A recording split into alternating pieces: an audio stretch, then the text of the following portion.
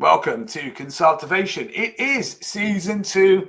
I think this is episode 3, Eric. And think we didn't so. have it here last week, Mr. Swick, did we? No, I'm sorry. I missed out last week. I had a conflict. What were you up to? I was learning about the new way of looking at split dollar insurance plans for tax strategies. And just to clarify, is this for professional reasons or just something you like to do in your spare time? For professional education. Well, there's an important link to today. We have a guest with us today. Eric, could you do the honors and introduce this fine steed of a human being? So, Sean, I have known for what, Sean, 25 years probably? Yeah, you know what? Probably. And it flies by, and I often introduce him as the person that's responsible for getting me into the public accounting world. He actually introduced me to a gentleman who he helped me actually acquire the firm.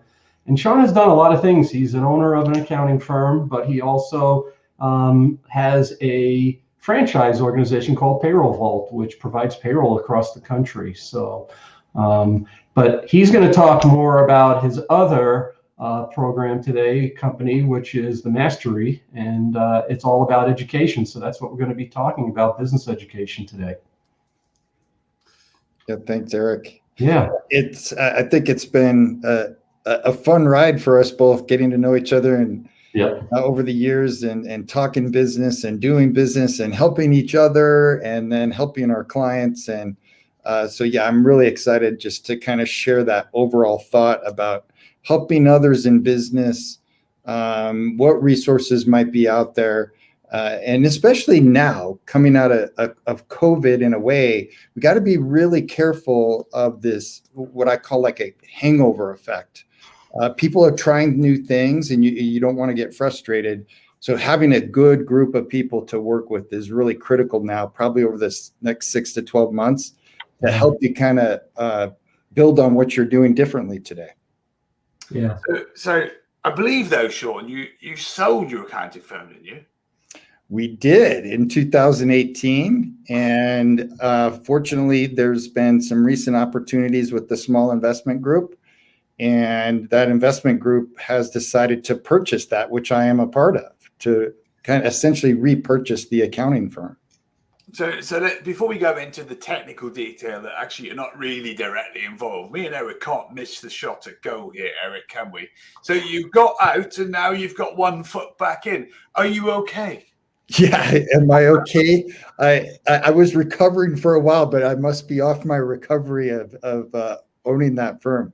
But yeah, it's kind of been a little bit exciting to get back and help them kind of see the future in the accounting industry and what's available. And so I'm kind of excited just to be a part of that investment group and help on the guiding into the vision of the future of the company. So let's move towards education and learnings and lessons. And Eric, please do feel free. I know you've prepared a few things to ask, Sean. Sure. To interrupt and change the conversation flow anytime. But let's put our heads together and say, why is working on your business even important these days? Yeah, I think the most critical thing is it's easy sometimes to get too involved in the day-to-day, right? And not delegate, not look at your plan. You have a framework for success, right? So how do you execute that? You need to back into the projects, you back into the action items or tasks or whatever you need to call them to, your to-dos to help the business be successful. But what I think is really important there is the delegation factor, whether it's outsourcing or educating yourself or empowering your team. That's a really important process. And the only way I have been able to do it over the years was to work with either team members on my team that helped me with that process. Or Dave, you and I worked together on several occasions, and Eric and I have worked together on several occasions on important projects that we needed help with. And I just think that's a critical part of business, being engaged with the people around you that can support you. Yeah, I think what I find often is business owners will say, I just don't have the time. And they come up with all the excuses from A to Z.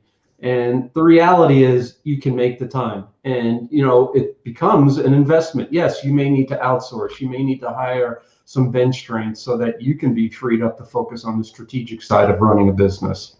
Exactly. Yeah. I like that take, though. It's recognizing when to use the resources around you, and more importantly, recognizing that most of the time we actually need to. Doesn't matter what business you're in. There's a point, isn't there, where you are naturally the ceiling. So how do you get out of your own way, isn't it? And lean on those who are around to support you. What's been your best secret, Eric first, and then Sean? Your best secret of making sure you address the on stuff. I think probably the most important point to me is I always set goals at the beginning of the year of things that I want to accomplish.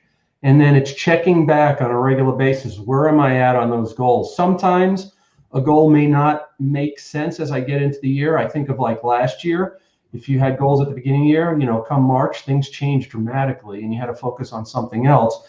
But that's what I do. I usually have something that I'm set out. And once I tick one off and I say that's off, then I look at what can I put on the list of something else that I want to focus on. You talked about, Dave, at the top of this about talking about business education. On that point, I always felt like you never stop learning. You never know everything. And I always would dedicate a certain part of my year to learning, whether it was, some advanced tax strategy, whether it was just something that was more of the soft skill side of running a business. I always had something like that as part of my goals. And Sean, what about you? What is your best secret to working on stuff? Yeah, very similar to Eric. Maybe just one or two more thoughts to add to that. Good goals, and sometimes goals are hard to reach. So that's when oftentimes I asked others for help. If I knew I was struggling, I would reach out and ask for help just to meet that goal more efficiently. I also have been, similar to Eric, always looking for new information, whether it's conferences, reading books, working with others, and learning how to execute and run a business more effectively. But I also think the only other piece that I try to do almost on a daily basis, definitely on a weekly basis, is create efficiencies in what we do from day to day. So if I find we're doing something a little less efficient, take that extra maybe 10 minutes sometimes, or maybe it's an hour, extend the day a little bit and solve that problem so it's never a problem again. So I think working on efficiencies in your business is also something that I take great pride in and I work hard at. So at the end of the year, our business model is more efficient than we started the year. Well, you heard it here live first. And I think it's I've not heard somebody say that before, but solve a problem a day first. I like that. Mm-hmm. Put it into less words. And I love that focus of working on efficiencies daily as part of that. Because Sean, what we're saying is it's not like, take your most complex thing, is it? It's not saying let's go and solve the most difficult thing in our business. We're saying find something that makes you less efficient and improve it just in that moment. Now, pleased to report that we have the fantastic and illustrious Kevin Turnbull with us. Kevin, good to see you, sir. Hey, guys. Hey, Kevin. The sun is shining where you are, Mr. Turnbull. Oh, yes, indeed it is. I'm in North Yorkshire. And that is, I think, England's original garden, isn't it? It's a really beautiful place. I'm staying in my daughter's house in a little village called Pateley Bridge, which is the gateway to the Yorkshire Dales. And I have it on authority. As you drop into Pateley Bridge, there's a bakers and butchers that make some of the best pies in England. Well, I'm going to check it out. There's 2 butchers here, I do know that, but I haven't checked the pies out. It's on the far end of the town before you go out and go up the vertical climb, which will give you the clue, Eric, as to why I was there. Oh, yes. Right? Fuel. Correct. So we're talking about working on your business, Kevin. Is there a single tip that you've always applied in your life as a CEO in the past that helps you or even helps your clients today keep this top of mind? I've always kind of sworn, now this is going to sound pretty simple, but actually it's not. But I've always sworn by effective time management. Because if you manage your time well, you're giving yourself space to work in the business and on the business. So you're allocating specific time, saying on Fridays, I'm going to go strategic and I'm going to be focusing on where the business is going, what the roadblocks are, and so on and so forth, rather than getting involved in the day-to-day minutiae of, Fred screwing up or Mary's not performing very well, or we've got sicknesses and absenteeism and all that sort of stuff. But managing your time to give yourself the space, the elbow room to work on your business is one of the fundamentals. And I've always done that by managing my time effectively and professionally. I think that's a really good point, isn't it? Because, I remember when people first invented satellite navigation, and we all had to go through that emotional process, hopefully not too many marital rows or relationship breakdowns, where you put in the zip code if you're in America or the postcode if you're in Britain. And there you are going, this is going to get us to where we're going. And you start to trust the satellite navigation. And of course, in those early days when we were switching from maps, I bet you some of our listeners are going, what's a map? And you would learn to trust it. Like today, if you were to use Google Maps or any other, Apple Maps, doesn't matter who it is, none of us are going, this is going to be wrong. You might in your car if you've not updated your system, but that's about it. But you almost have to treat your on in the same way. You've got to put it in your schedule and you've got to dedicate the time. And what I've learned is what you schedule gets done.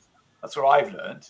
Yeah. If you schedule the on time, you're probably going to do it. So, yeah, Dave, the other thing I would point out is like when I worked with clients or a prospect, for instance, and I was trying to sell them on why they should hire us to handle the accounting for their company, I always would turn it around and say, what's the best use of your time? It's probably not sitting in a back office filling out paperwork. It's probably out, working with the customers, working with your team. What is the best? And that was part of the justification, looking at what are those tasks, things that you're doing that probably are not the best use of your time from a value standpoint. Because, if they're out there and they're the rainmaker for the company, that's a better use of their time. They're going to generate a lot more revenue and income for the business. It's a really great shout, Eric. Really great shout. So I want us to move into talking to Sean for a bit. And the way it's going to work, Sean, Eric, myself, and Kevin are each going to ask you questions about what you get up to wearing your different hats. If you've just joined us, this is Sean Manning, CEO, owner of Payroll Vault, ACC firm owner, author, C24 contributor, and all-round business guy who's joined us today to talk about all things business education. So let's put the question up for a minute. A really simple question. Why should an entrepreneur use or have a business education process / tool? Why do we think that's important? Or do we think it's important? Sean, tell us about it. Yeah, well, that was one of the number one goals of our accounting firm, is not just to produce financial information and tax returns, but to help educate the business owner on the variety of different ways that they need to learn about their business and really execute that. So just from experience, having worked with hundreds of small business owners, there's a lot of questions that come across a desk. And it was really important for us. I mentioned that how can we make a system better and more efficient, deliver information? At one point we co-authored a book that was really efficient. But now with technology, how do we make that even better? So we put in place a basically an education system of about 24 courses that helps you understand business, whether it's the financial side of things, the banking side of things, the hiring side of things, exit strategy, why people involved with your business are really there to help you at all different levels. And it's a starting point, right? When my first degree is in restaurant management, I was in the restaurant business. I read 2 books that taught me about business that really launched me in this direction.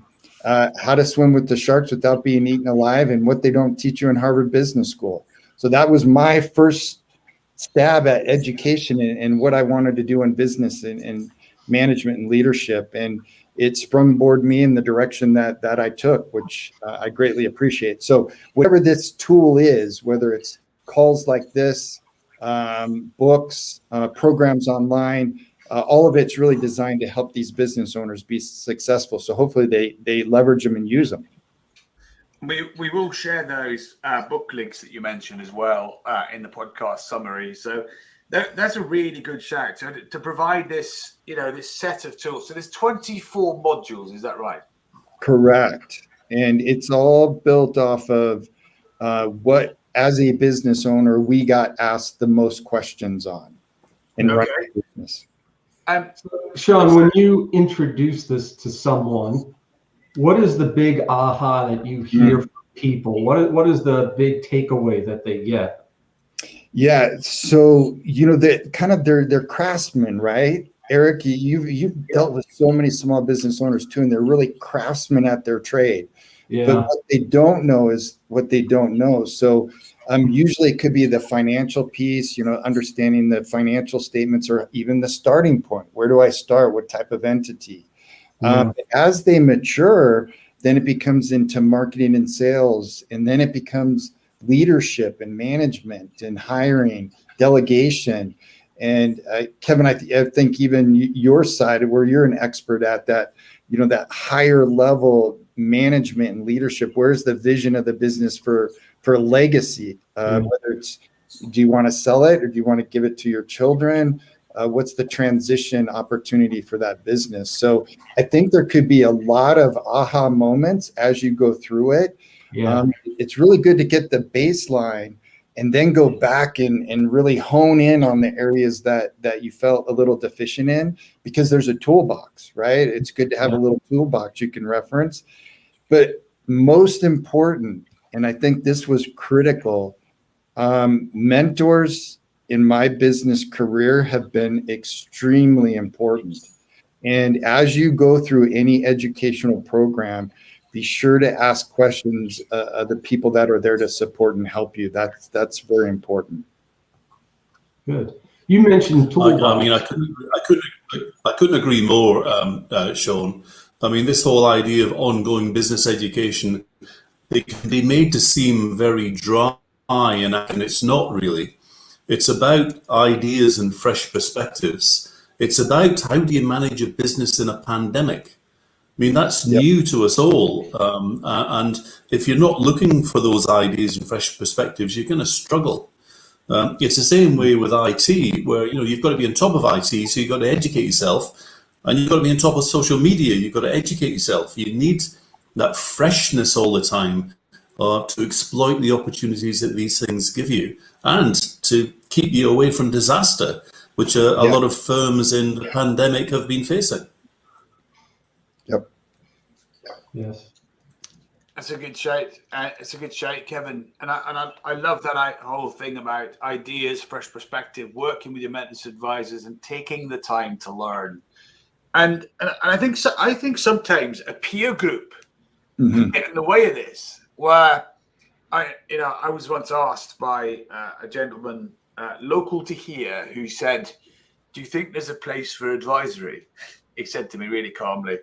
And he's the ex-chairman of HSBC, and that's who this chap is, which means he's a landowner. Hopefully nobody's watching to work out who that might be. But anyway, he said to me, "Do you think there's a place for advisory?" Right? Stood there in his tweed jacket, going, can you imagine, shooting boots on, tweed trousers on. Is there a place for advisory? Retired chap. I said, I think so. And because sometimes peers don't tell each other the truth. Yeah. And because sometimes you don't want to say to someone who's your colleague, with their own company, I'm really struggling with this. But you can say that to a coach or a mentor or someone you trust, who's hopefully going to go shoulder to shoulder with you and help you work out the answer. So, Sean, why should somebody use Core 24? And let's be clear, are we talking to an entrepreneur at this stage, or are we talking to a professional advisor? Oh, you know what? It could be any one of those, right? Yeah. Because here's my full-time job is CEO of Payroll Vault, right? But there's this passion around education, and this project has been in the works for years, and it's finally to the point where it can go out there and be effective not only to the people that are there to help business owners, because it gives a little bit of a refresher.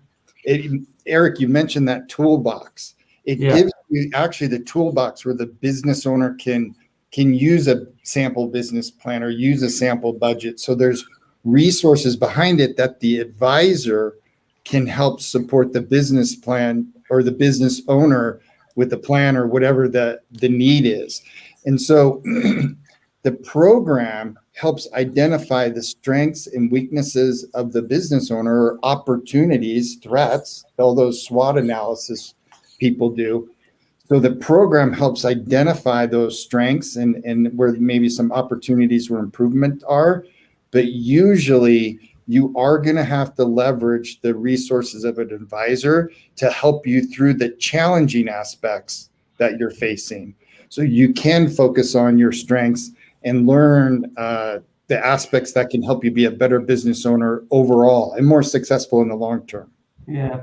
You know, Sean, as you were talking, I was thinking about how, different people learn different ways, right? You talked about books, and some people, they're just never going to pick up a book and read it. That's just not their thing. So talk to how this program kind of hits on different ways of learning for people. Yeah, so very interactive. You can actually, even though I do read a lot, I'm also a very visual person, and I like to listen to I'll listen to a document that I'm reading. But you can do that with this program. There's audio links, there's videos, there's interactive testing. And then again, at the end, you can look at all the resources and toolbox. There's links to resources we think are very valuable. So there's a lot of different ways to use the program in order to help you the best way, right? You can listen to it driving to work, or as you're commuting on a bus, you can have it on your laptop. So there's just a lot of options that I think are important today in education. Yeah, that's good. We've got a comment live on LinkedIn that's come in. You might know this person. Let's have a look. It's from Debbie Halls Evans. I think some of us know who that is. Staying up to date and seeing what is available outside of your circle is growth and self-education that benefits your business. Thanks, Debbie. Thanks for stopping by to listen while we're live.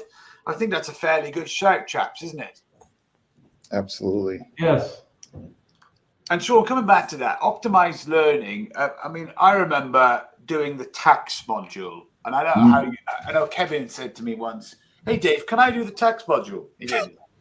You didn't, did you, Kev? It wasn't top of Kevin's list as something to do at the weekend. But if you're an accountant or a business advisor and someone is talking to you about their taxes, why not get them to do that module before having a chat about what they learned and what they've discovered might help them? But it's the same, I think, for any one of those. But the tax module, I remember you made me do it.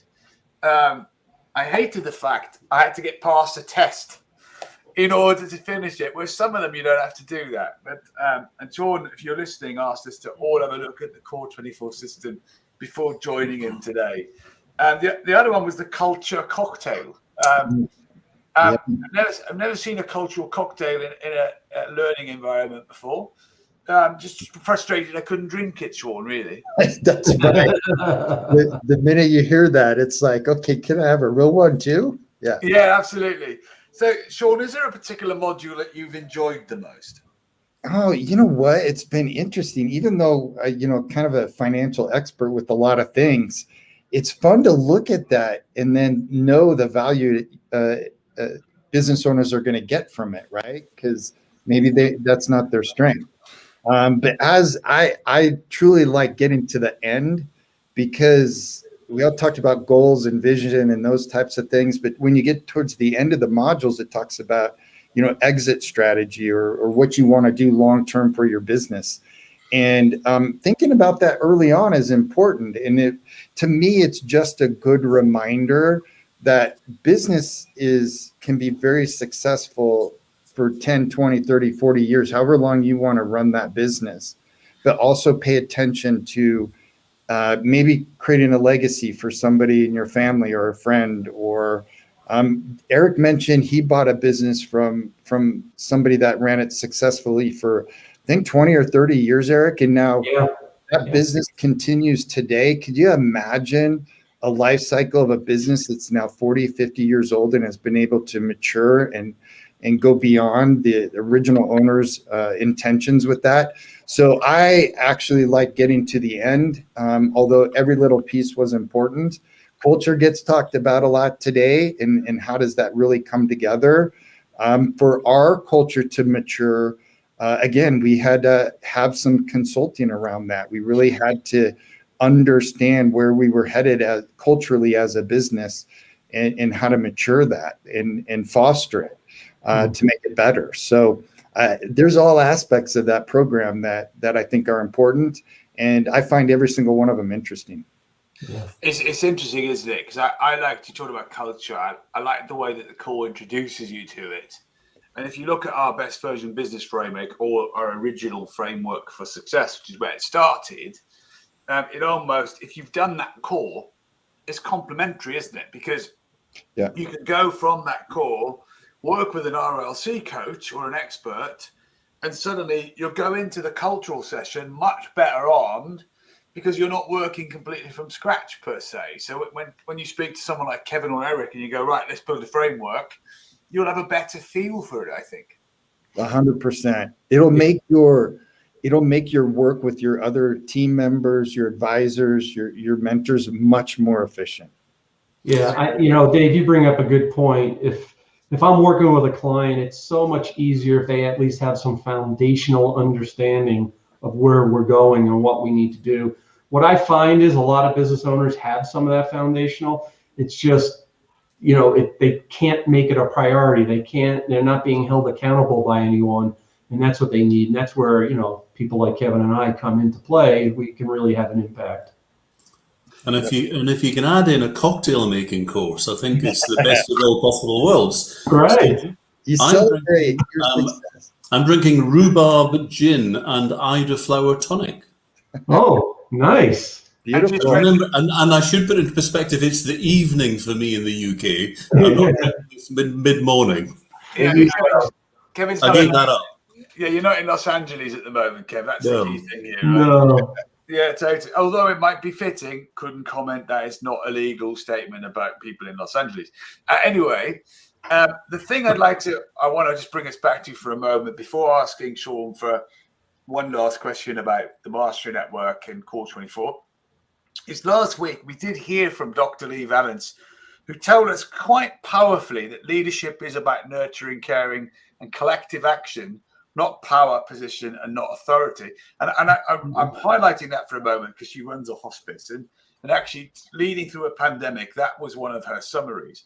If you're someone who subscribes to that today on Consultervation, then working on your business with Core 24 is a great way to make sure that you can develop those skills and educate yourself on tools and ideas to be best equipped to be a leader who is like that. If you're an accounting firm owner or a professional service provider, it is a brilliant product, according to Sean. I think I agree with him that you can plug into what you're currently doing. I love what you said, Eric, about just giving pieces of them to people that need them when they need them. If you've got clients, it is about that extended added value. And let's go right back to a feeling that Sean mentioned earlier on when, Eric, you asked that aha moment is realizing that there are things they don't know. Every business owner will have that moment. And that there are platforms you can go to learn something and develop what your knowing is. So loads of things that we've gone through today, along with the variety. And here are just a couple of the cores that are out there. But it is a platform that is going to help business owners. So, Sean, is there an overarching message you'd like to leave the listeners about the Mastery Network or Core 24? And then Kevin and Eric, is there anything else you'd like to ask Mr. Manning today, either to do with Core 24 or not? Well, sure. I think Kevin hinted to this a little bit, but it's celebrating your successes too, whether it's a cocktail at the end of the day or the accomplishments at the end of the year. And Eric described it perfectly. This is foundationally what you need to get on track to your framework for success, to your work with your advisors. So you just got to get started, right? That's the key. And right now, knowing that there's tremendous amount of opportunities that are being created, how better to prepare for those opportunities than to be well educated. And so I just think, definitely reach out if you're ready, and we can connect you with advisors. Obviously, the program is designed to self-teach, but you will want support, and we can connect you with those people. So I'm happy to share the ideas and thoughts of the program today. So hopefully it helps business owners be successful in the future. Thanks, Sean. Eric, is there anything you'd like to ask Mr. Manning? I don't know if I necessarily have a question as a statement, but maybe Sean can react to it. It's interesting because in the past, you always dealt with what was the issue at the moment. You would educate the client on it. And, it's narrow. It's only focused on one aspect of it. What I love about this is it's this wide, and the business owner has access to it 24/7. He can't always call me up and say, hey, Eric, I've got this question on this. He's got a resource that he can go to and look at. And so I don't know what kind of feedback you've gotten from people on that, but that's what I think the real power of this is. The key point there, Eric, is oftentimes when I have an issue and I start to research and solve it, I realize I actually had 4 or 5, and those get solved at the same time. So you're 100% correct. Yeah. Good. Marvelous. So same to you, Mr. Turnbull. Is there anything you'd like to add or ask? Well, I think the Mastery Network is great. It kind of formalizes a broad business education for participants. And I'm always stunned when I come across clients and would-be clients about their lack of knowledge about stuff. They don't know, they have an issue and they don't really know what to do, so they bumble along. And the Mastery Network gives them, some core competences to handle everyday business stuff, which is really invaluable. And then you save time, then you can be working on your business. And it's similar. It's kind of like an online virtual coach, really. The benefits are similar to having a coach, where the effective coaches are the ones that have got experience in many aspects of business, so they can kind of nudge you along as a business owner to the right solutions, or at least try stuff out. And I think the Mastery Network really helps you with that. What do you think of that perspective, Sean? Oh, it's incredible. It's exactly spot on. Is you really need to have resources available where you can kind of discover, right? And this allows you to discover things, maybe things that excite you or you learn or you can apply quickly. And then again, I'm not a kind of in your positions like advisors to business owners, but I've used them. And so I think that's the important next step, is to then go out in your community and or leverage the additional resources that might be available to help your business become stronger. Yeah. Absolutely. I would almost sum it up in a book title, and that is Think and Grow Rich. Who doesn't want that to happen to them? Yeah.